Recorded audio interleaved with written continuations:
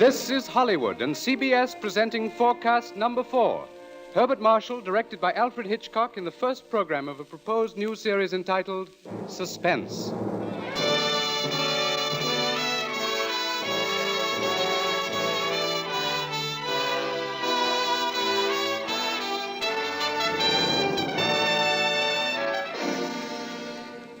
Tonight's Forecast program, ladies and gentlemen, represents the ideal form of collaboration.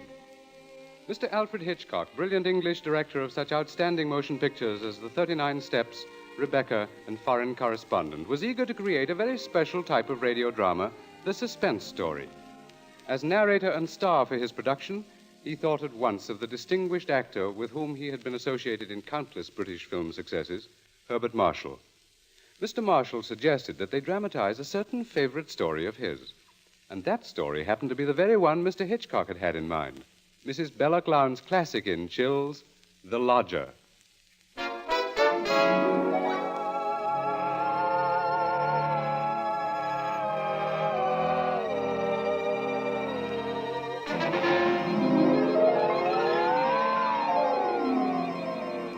The Lodger is a work of fiction which springs from recorded fact.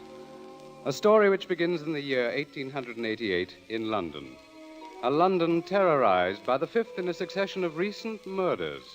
It was believed that these deeds were the work of one person, a tall, gaunt figure in a black Inverness cape, carrying a small, narrow bag.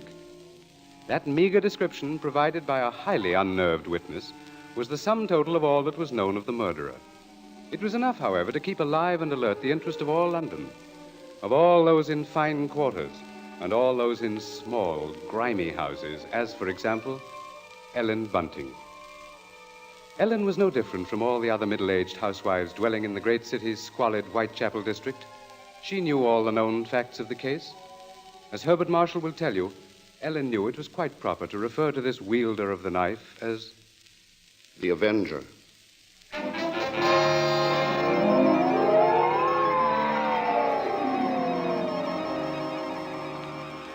Of course, Ellen Bunting was far more concerned with her personal problems than with thoughts of the Avenger.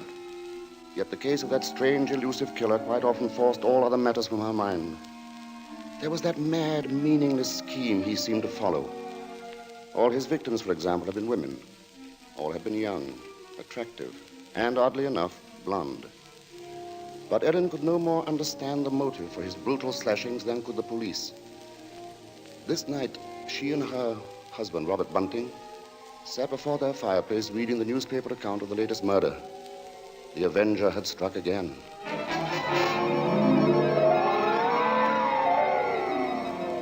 As Ellen expressed it, he might be anybody. He might be the fellow you pass on the street. Standing next to you. It's a terrible thought. Yes. If only the police had something to go on. It looks like that Avenger's just too quick for him. Look, it says here that this girl he got last night was like all the others. Pretty, blonde, and, described by her friends as a very light-hearted girl. What a pity. Did you ever stop to think who fits that to a T? In fact, fits all those girls? Why, my own Daisy. Oh, that's a horrible thought. Well, maybe it's a good thing she's with her aunt, then, instead of here. London ain't a safe place for any girl right now. Just the same, I can't help thinking how fine it'll be to have her back in. Now, Bunting, you know that Daisy seems just as much my own daughter as she is yours. But I'm telling you, there's no sense even thinking about having her back right now. We just can't afford it. Oh, I know that, Ellen. Only, well, maybe we could manage it some way. How? Haven't I scrimped myself half crazy trying to keep us going? But you don't care about that, do you? No, your Daisy's more important to you than I am. No, Ellen, that don't sound like you. I can't help if it don't. What are we going to do? Tell me that. We'll get along, dear. Something will turn up. Oh, we haven't had a lodger for months. Nobody even comes to look at the room anymore. Yes, but things will work out, Ellen. Oh, they ain't never going to work out. Soon we won't even have a roof over our heads and... Oh, I'm sorry, Robbie. I didn't mean to take on so. Oh, I know, dear, I know. It's all right. Oh, I didn't think it. It's just that I've been so worried. Well, don't you go worrying another second, old girl. Why, first thing you know, you won't be pretty anymore. You'll have your face all wrinkled. Now, and see here, Now, come on, now, let's see a smile. Come on, just have one Oh, smile. leave me Just alone. one I smile won't. like you used to, Be eh? done with you. Well, who do you suppose that could be? Awful late for visitors.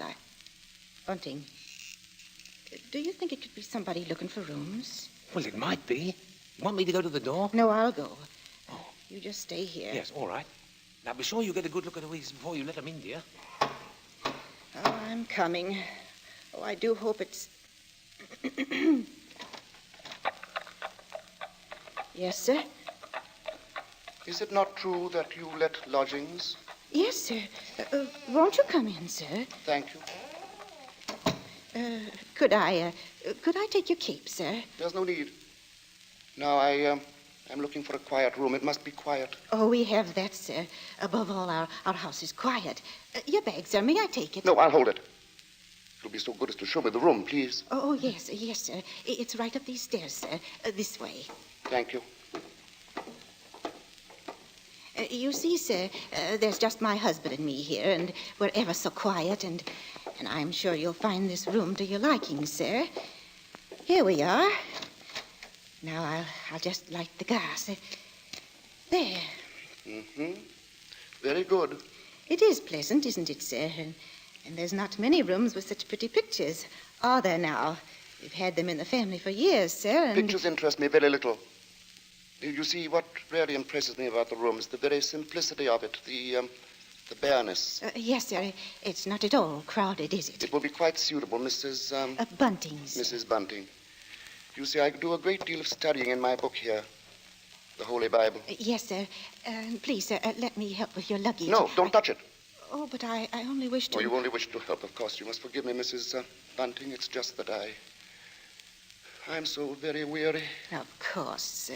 He bringeth them to their desired haven.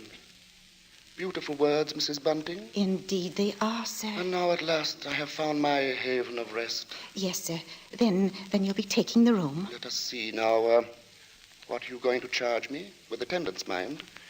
I shall be staying in most of the time, and I shall be wanting meals. Oh, we can see to that, sir. Then does 30 shillings a week suit you? 30... Why, yes, sir. Yes, sir, that will be quite all right. Good, and I shall pay you in advance. My name is Sleuth, Mrs. Bunting. Mr. Sleuth. Sleuth.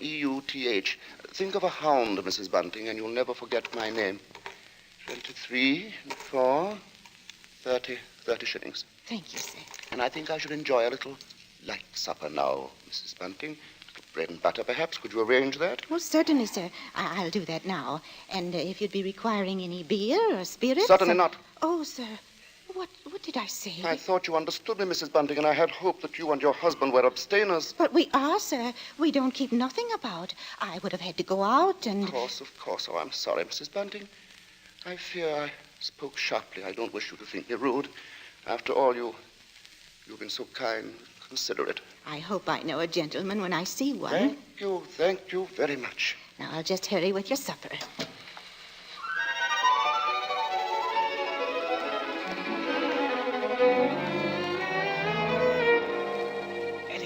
Ellen, did he take the room? No, don't bother me now. I have to get him some supper. What did you mean? Come to the kitchen where he won't hear us. He took it, Ellen?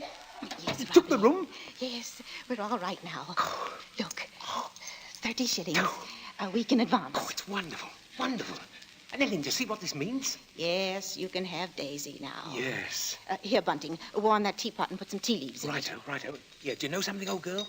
We're not going to worry too much about Daisy being in danger of that Avenger fella. Whatever do you mean, Robbie? Well, she's not a girl who takes a drink, you know. What's that to do with it, please? Oh, something I read in the paper while he was upstairs with the gentleman. They just found out that every one of the Avenger's victims had been drinking. They figured he must be some kind of a rabid abstainer. What a peculiar chap. Now hurry, Bunting, please. Yeah. Two thoughts only governed Ellen's mind. The lodger's light supper and her own good fortune at having such a lodger. Mr. Sleuth was an eccentric sort, but then he was such a gentleman, so quiet, so very religiously inclined. She started up a staircase to Mr. Sleuth's room, her husband at her side. It won't do no harm to be safe, though, once Daisy's back in London, eh? We'll see she stays closer in the house, Well, I'll be downstairs. Hurry up with his supper, old girl. She has cast down many wounded from her. Yea, many strong men have been slain by her. Come in.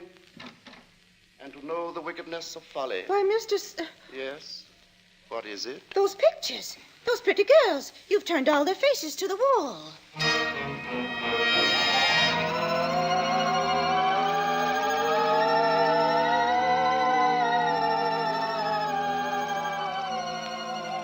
And that maneuver, that strange action, was the beginning of Ellen's concern.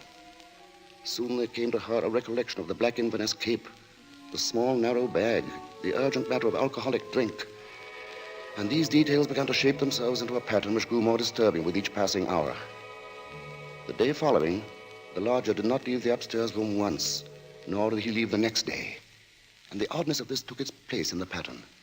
Then, too, the approaching arrival of Daisy, her stepdaughter, added to her concern. On the second night, her sleep was restless with vague, horrifying images.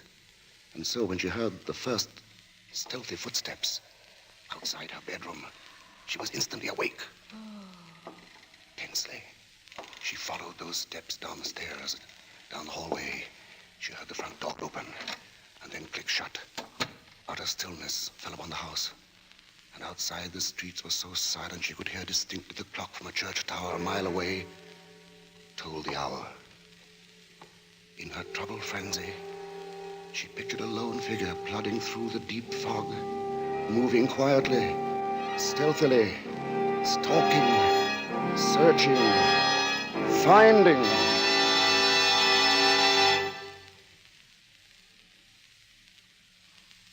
When, soon after she heard the lodger return, she sought to quiet the horrible dread which had possessed her. She assured herself that Daisy's arrival that day was no cause for alarm. Now she reasoned, how could there be anything really evil about so religious a gentleman as Mr. Sleuth?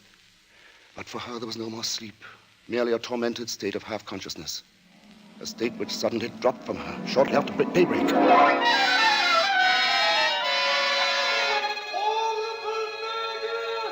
Horrible murder. That was the piercing scream of a newsboy far down the street. The Avenger strikes during night! Ellen Bunting heard the boy cry out the Avenger's latest stroke, made during the night.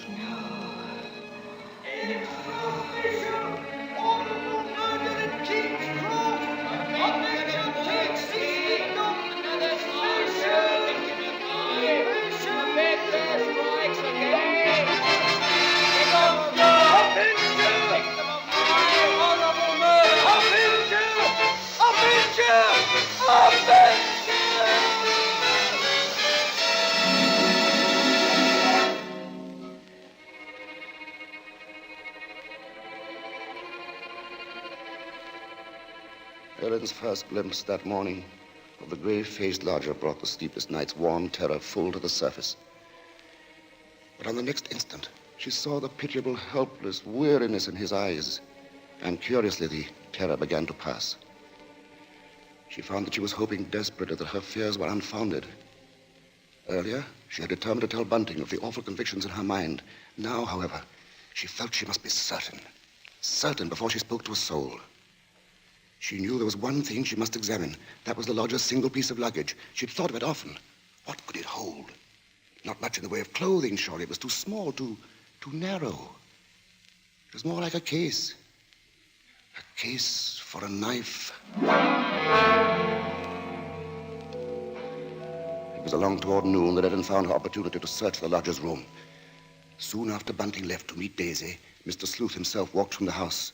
Ellen watched the tall, thin figure in the black Inverness cape disappear down the street, and then she rushed upstairs, into the room. Quickly, she moved to the closet. It was no different from what it had always been, utterly empty. She found nothing under the bed. She went then to the chest of drawers against the wall. She opened the top drawer and found inside nothing but a frayed shirt, 2 handkerchiefs. The next drawer, underclothes, socks. The next empty. There remained then only one possible place for the small, narrow bag, the bottom drawer, and it was locked. Tugging at the drawer, she heard suddenly the opening of the front door downstairs. Panic-stricken, she rushed out of the room and down the hall to the head of the stairs. Upstairs, Ellen? Ellen, Daisy's here. Oh, Mother Ellen, it's so good to see you. And whatever's the matter? Yes, you've gone quite white. Oh, well, I'm all right. I wasn't expecting you so soon. Oh, you don't know how fine it is to be back, Mother Ellen. Oh, the country's all right in its way, but there's nothing like London now, is there? No, there isn't. But as long as that Avenger's about, I can see we're going to have to do something about these blonde locks, eh, Ellen? Oh, don't worry about that. I'll dye 'em maybe, or just pin 'em under my hat. Daisy, I might as well get you settled. Oh, now, Father, isn't that just like her? She's straight to the point, and no fuss. Well, I'll bet a sixpence you'll have a dust cloth in your hand before you've got your coat off. Mr. Sleuth. Mrs. Bunting, I see my door is open. Oh, we were just leaving, so we... Does this mean that all of you have been in my room? Oh, not at all, sir. What must I do? Keep it locked? But you see, sir, I was just tidying up a bit, and Mr. Bunting, he brought his daughter up, sir. She just arrived. This is Daisy, sir. Pleased to meet you, sir. She's been away for quite a long while, you see, Mr. Sleuth, and that's why we're a bit excited, you might Yes, think. you must have been surprised when you came in, hearing us laughing and carrying on that way. Yes, I must say I was. However, Miss Daisy, there are all types of joy, are there not? Yes, I'm sure there are. The despicable evil joy of the abandoned and the divine happiness of the blessed. A vast difference, that. You do understand me, don't you? Why, yes, sir. Yes, Mr. Sleuth. I devoutly hope so, Miss Daisy. Nowadays, there are so very few young women like yourself who do. In fact, I all but despaired ever of finding one. If you'll excuse us now, sir, we'll be getting Daisy's things put Of away. course, Mrs. Bunting, and I must be getting to my room. Believe me, Miss Daisy, it's been a revelation to meet you. Oh, thank you, sir. I'm sure we shall have much to discuss. He's a queer one, all right. But such a gentleman, isn't he?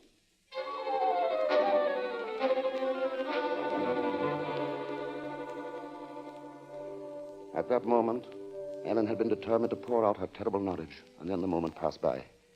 She told herself that perhaps the past few days had been nothing more than a grim illusion, a tormenting play of imagination. She would wait then until she had attended the coroner's inquest into the last Avenger murder. There, perhaps, she would hear evidence to disprove all her fears, to assure her there was no earthly harm in Daisy being so near the lodger. This was her gravest concern now, for on the next day, Mr. Sleuth made it a point to see the girl more than once. And fearfully, Ellen saw that Daisy welcomed his visits. As Ellen was preparing to step out to the inquest, she heard once more the voices of her stepdaughter and the lodger coming to her through the kitchen door. She hesitated before entering. Tense. Strangely apprehensive. I do believe, Mrs. Sleuth, I've never known a gentleman with such funny ideas. Oh, Mother Ellen, you should hear what Mr. Sleuth was just saying. Perhaps, Daisy, you would excuse yourself and... He thinks people, and especially girls, should spend all their time praying. I sought to explain, Mrs. Bunting, that all women are placed on this earth filled with evil. They therefore must struggle constantly to find the paths of righteousness. Why, Mr. Sleuth, you mean a girl's not to enjoy life at all? Not to have fun? Frivolity, my child, is the devil's breeding ground, and all his implements are there. Temptation, pleasure, wine. Oh, that's crazy. Well, there's nothing I like better than a glass of wine, and I'm not... You drink. She didn't know what she was saying, Mr. Sleuth.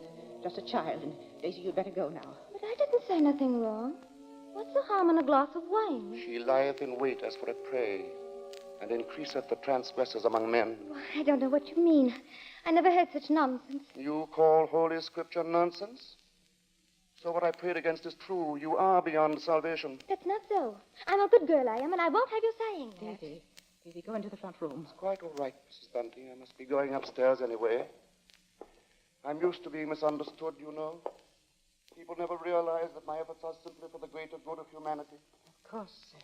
And that the power on high will direct my hand toward the expulsion of all evil. Daisy, listen to me. Yes? I've got to tell you about... About what, Mother Ellen? Nothing. I've got to go out for a while now. I'll be back.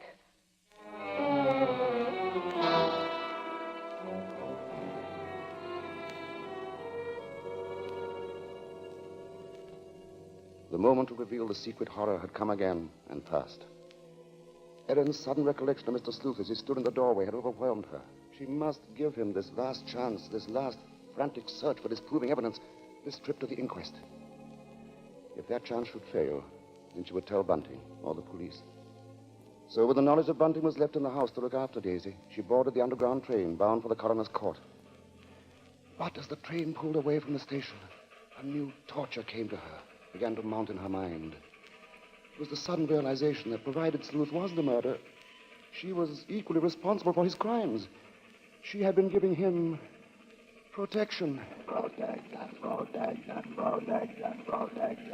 If anything should happen to Daisy, she would be equally Guilty. Fully as guilty as the Avenger.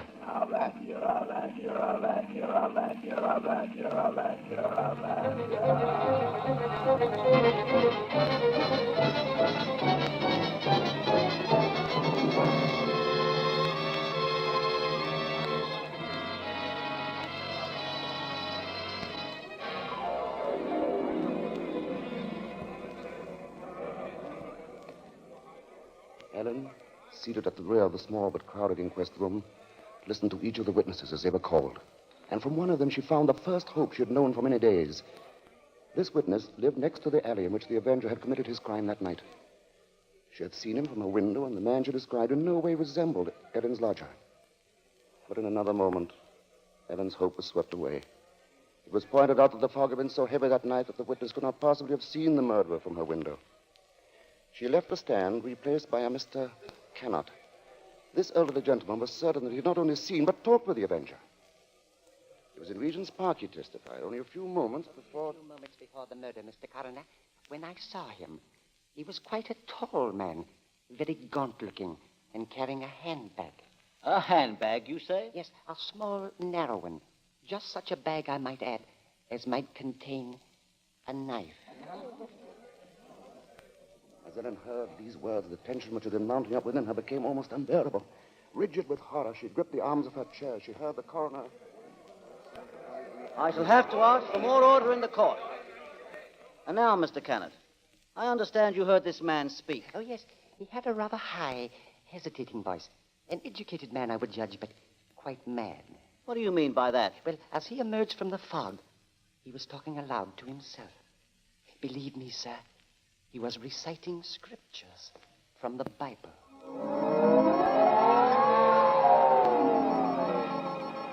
Scriptures from the Bible. Horrified, Ellen rose from her seat, only half hearing the confusion about her. Are you asking us to believe? I would say, Mr. Cannot, that the man we're looking for would be least of all a religious man. And that's where you're in error, Mr. Coroner. The religious note is the very key to the case. Very interesting. That'll be all, Mr. Cannot. Just a moment, sir. Don't you understand? The man you're after must be a religious maniac.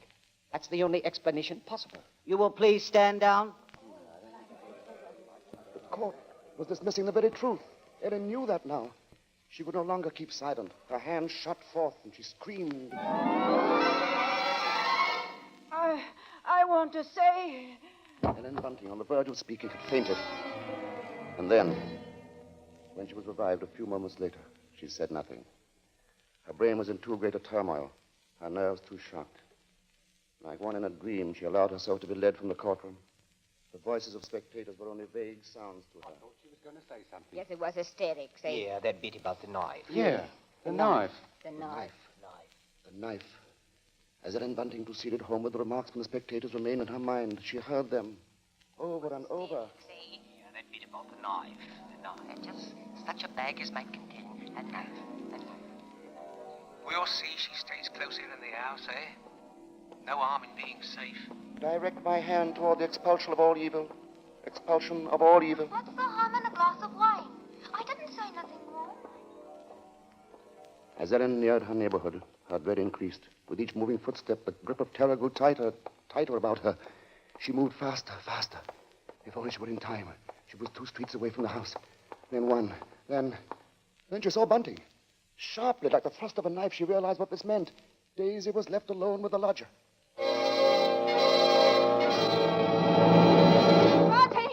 Bunting! Yes, Ellen? What is it? Oh, Bunting, tell me, Bunting. Where's Daisy? Where is she? I say, where? Why, at home. What Oh, listen to me. Try to understand. Sleuth is the Avenger. are you saying? Our lodger. He's the Avenger, Bunting. Oh, but there's no time for that. Daisy's in danger. Hurry!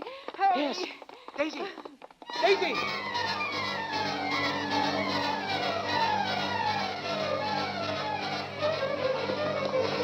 Here we are, Bunting. Here we are. Daisy!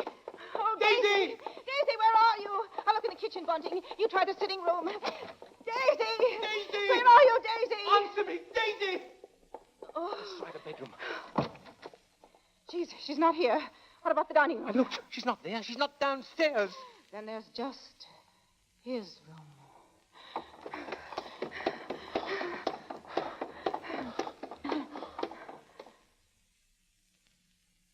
Go on.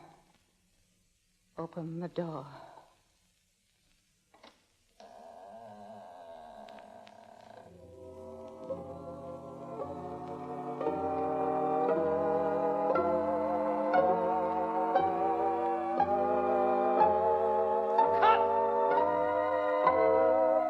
Okay, Mr. Hitchcock. Track cut and clear.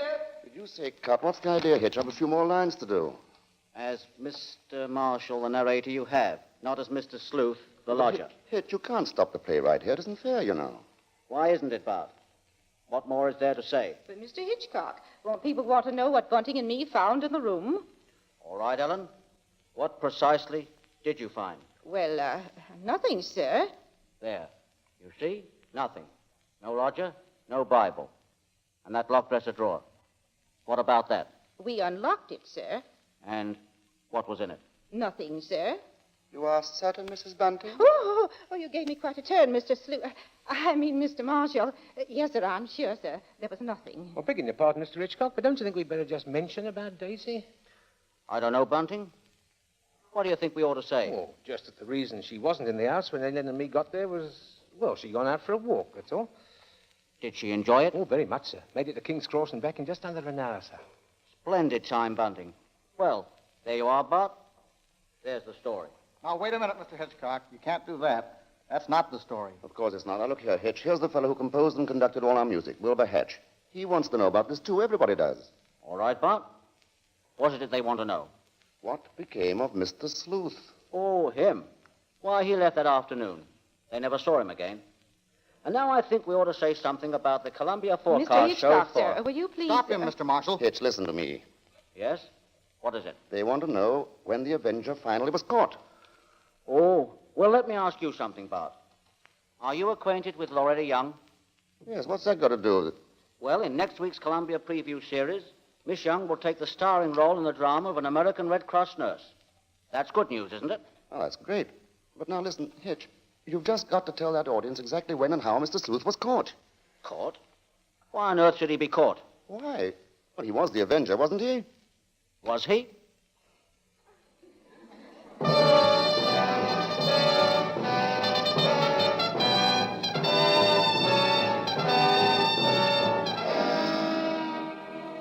Your guess, gentle listener, is as good as ours. Even Mrs. Bella Glounds, who wrote the novel, isn't entirely sure. For his masterful direction, our thanks to Alfred Hitchcock, whose latest pictures are David O. Selznick's Rebecca and Walter Wanger's Foreign Correspondent. For his superb characterization of Mr. Sleuth, our thanks to Herbert Marshall.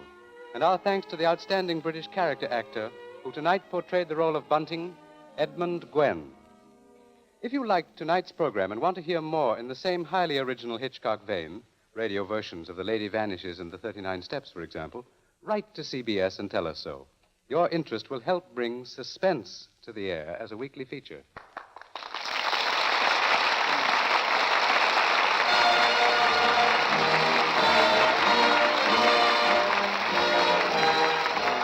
Forecast next week presents from Hollywood, Loretta Young in Angel, first of a proposed series based on the adventures and the romance of a typical Red Cross nurse.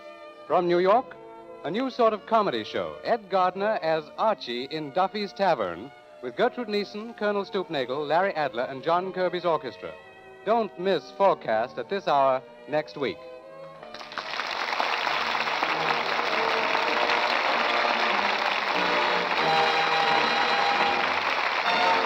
Thomas Freebanks was speaking. This is the Columbia Broadcasting System.